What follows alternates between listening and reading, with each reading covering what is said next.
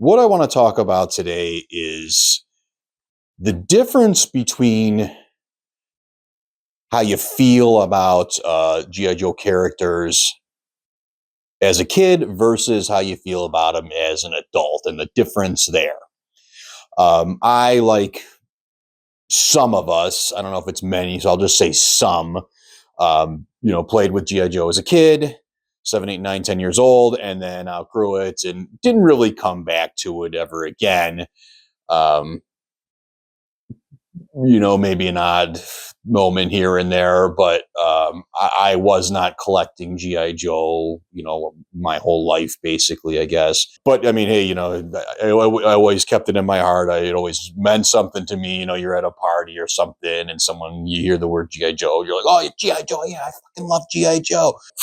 Hell yeah. Like G.I. Joe was like, always resonates, but I didn't collect the toys this whole time. Classified is really what brought me back into it, which is what I imagine some of us are like, although I know a lot of you guys out there have been collecting the whole time and collect other lines. But for me, it's really just G.I. Joe, and right now it's really just Classified. So for me, like, there was this real big gap in G.I. Joe, like a real big gap.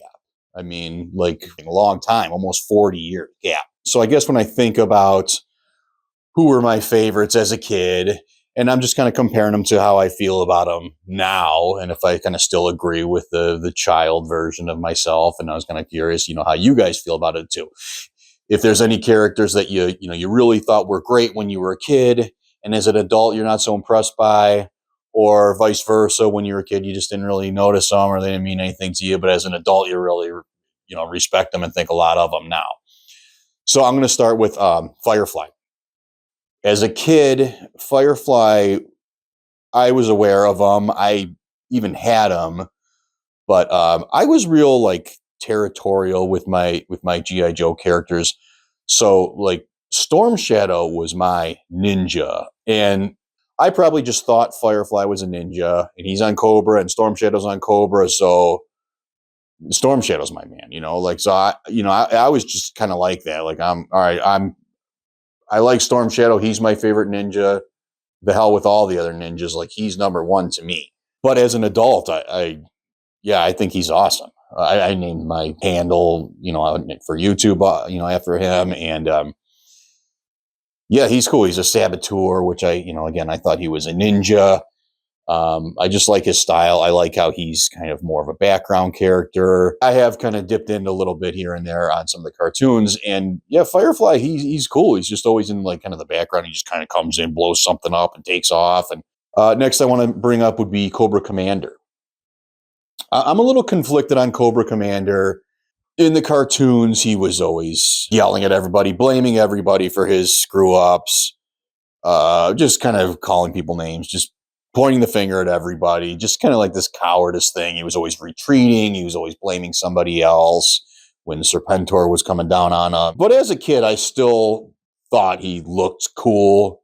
For me, like, a lot of it's just about the visual aspect of it. If the character design is cool and he looks cool, like, I'm going to kind of like him no matter what. As an adult, I've kind of gotten back into the comic books, which I never read as a kid. And I've kind of heard Cobra Commander is much darker in the comics. And I believe that, but I haven't really come across that personally. There's a lot of comics out there. I've read like 110, 115, something like that. They're all just kind of mixed match ones. There's the main line, but there's also IDW and Devil's Due and Image and little spin-offs, the special missions and Frontline and Master and Apprentice. So I've just kind of got like a mixed bag of the stuff that I have gone through, but I haven't really seen Cobra Commander really act a whole lot different than he does in the cartoons. He's not as bad, as dramatic and over the top as he's in the cartoons, but he still kind of yells at everybody, blames everybody for everything, and fails at most of the stuff he tries. And again, I've only read some of it, so I'm sure I'm missing out on all kinds of stuff, but it's not like a big dramatic change like I kind of expected. I like his name, I like his look, I like the throne that he's sitting on. I guess I'm still drawn to him. And I think I probably felt the same about him as a kid, too. When I played with him, he was still like the leader of the bad guys, and he was still a menace and imposing. And Cobra won, often in my home. I'm sure it's the same with you guys, too. Everybody kind of loves Cobra. How about Quick Kick? As a kid, I liked Quick Kick. I guess I just had him. And I played with him, and in the cartoons, he was around a lot. But now, I don't know. He kind of seems corny to me. Like, I got the figure, and I don't know. Yeah, something about him. He's not. I don't think he's that great anymore. Maybe it's because he's not wearing a shirt, and he's got bare feet, and he's kind of got like a stupid facial expression. I wish they would have kind of maybe altered him a little bit more for classified instead of just doing like a direct copy of what he used to look like. But yeah, I don't know. Quick Kick, I don't know. Yeah, not so much. I think I've cooled on Quick Kick. All right, how about Duke?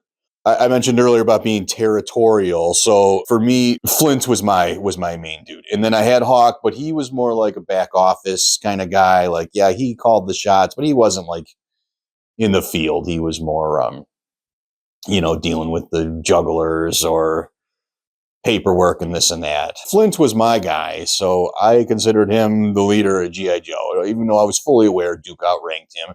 And I had Duke, but I didn't really play with Duke that much. Since I've kind of learned to really appreciate Duke, reading all the comics like I mentioned, he's a good leader. He's got an answer for every situation. He knows how to handle everything that comes up. He's a very smart guy. He's not one of these kind of wacky characters where he's got a lot of personality or kind of a fun look or something, but he knows his business, and that's what he's supposed to do. So yeah, I like Duke. I didn't care for much as a kid. I didn't really think much of him, but as an adult, I appreciate Duke. All right, the next one I think is probably going to tick some people off, but the Dreadnoks. So, like, G.I. Joe is the best of the best, like, people in the world. They've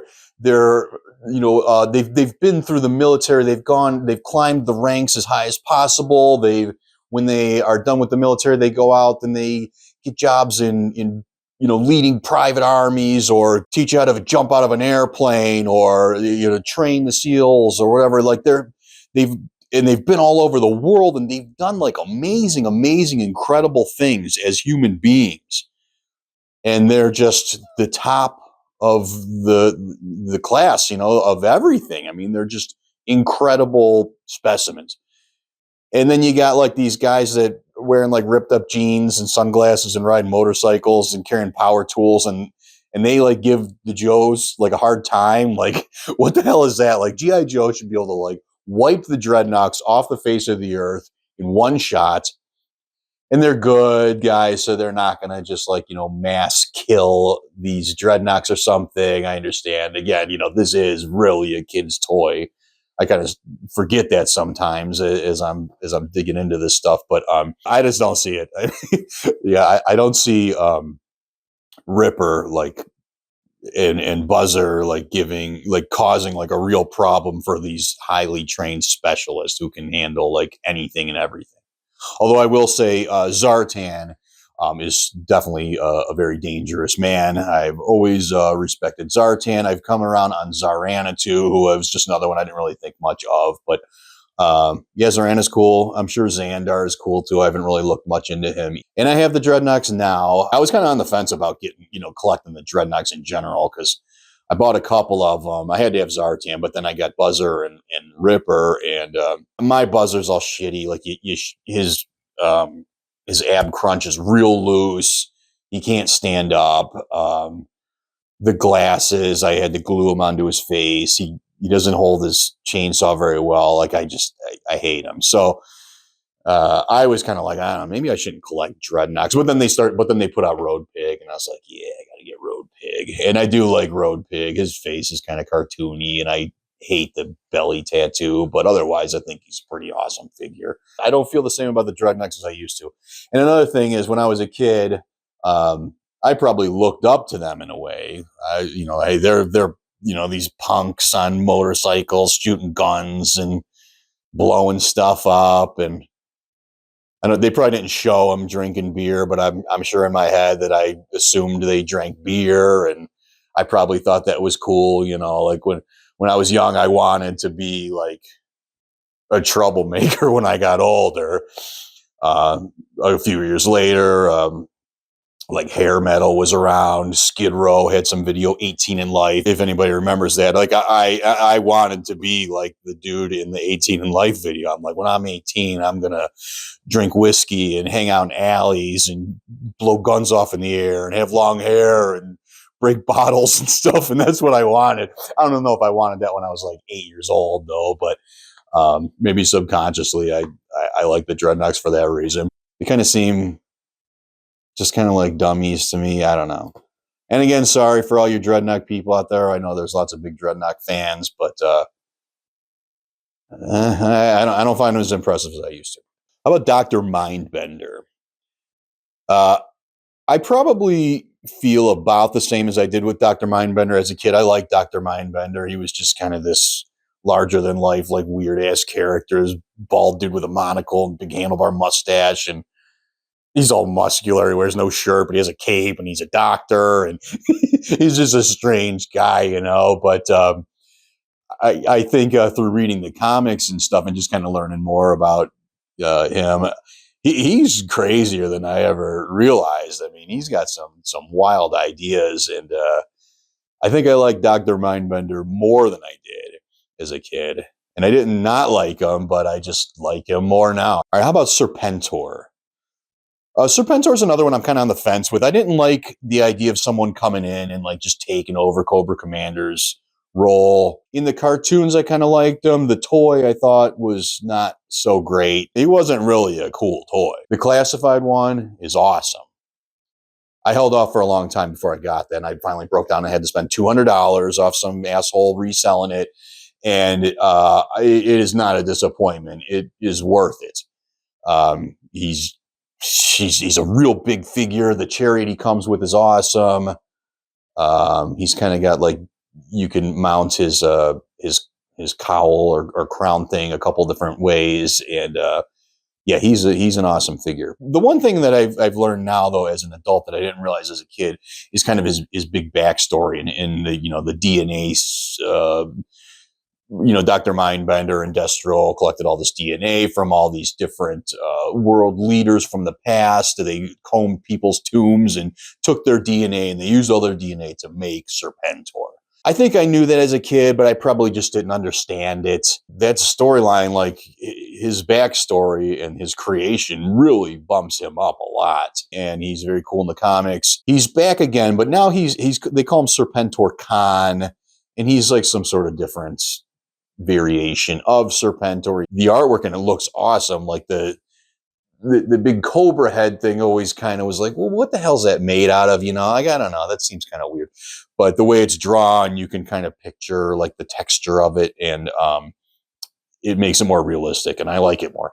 And he's got long hair. I think I like Serpentor a little bit more now than I used to. How about Law and Order? This comment is really just more about the figure than it is the character. Law and Order was in the movie. I thought he was fine. I had the toy of him. We kind of made our G.I. Joes like pick on him because when he took his helmet off, like he had this like real kind of like dorky looking hairdo. But I got to say the classified version that they're getting that is coming out. We've seen the digital renders at this point. We haven't seen anything else, but he looks really good. He looks very good, and I'm excited to get him. And then there's a lot that I loved as a kid that I still love. I still love Flint and Lady J, Destro, Baroness, Storm Shadow, Beachhead, and Barbecue were kind of used a lot in my house. We like those guys. I still think they look great. I still think they're cool. I liked Zaymot and Tomax. Those guys were cool. I wish they would maybe retool them a little bit in the classified line. And then 3 that we don't have that were in my regular rotation, and I just can't believe we don't have them yet. Mainframe. Where's Mainframe? Lifeline's another one. He was big in my collection. He was my medic. I didn't have Doc, although I have Doc now, and that figure is fantastic. I really like that one. And Wetsuit.